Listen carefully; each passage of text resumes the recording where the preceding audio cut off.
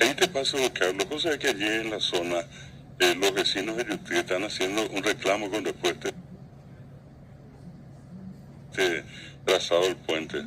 Dice, inclusive con recursos de amparo de por medio, la gente de allí está tratando de recuperar el antiguo camino, que era este que estábamos viendo recién pasando por este puente.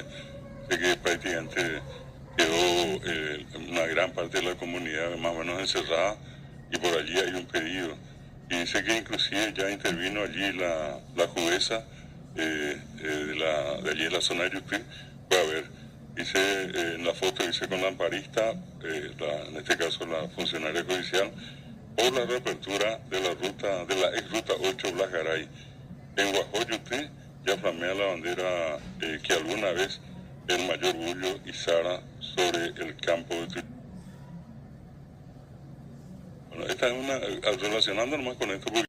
Y vi que compartiste también la fotografía de una bandera paraguaya y una... Sí, es que es esta, es la de Yutí, la gente que está reclamando que se abra nuevamente el antiguo camino, que es de la ruta 8.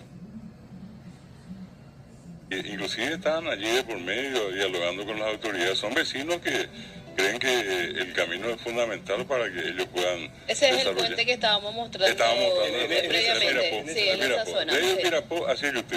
Esa es la parte que se cerró porque cambió por el nuevo trazado. Claro, claro. Y este es un grupo de gente que bandera paraguaya de por medio está reclamando que se le libere otra vez el trazado de la antigua ruta 8 en Yutí. Vos sabés que la foto que estaba mirando, una foto muy simbólica, el escudo Sí, está por el... Sí, el escudo de guerra. sí, sí. El león pues el escudo de guerra. Claro, de ese lado. Y de ese lado se sacó la foto. No, y así Diciendo, estamos, en pie de guerra está la estamos gente en pie de guerra. No, es que están en pie de guerra en esa zona. Sí. Y en realidad es que están totalmente aislados y están pidiendo, déjennos de aislarnos. Sí, sí, sí. Eso es lo que están solicitando.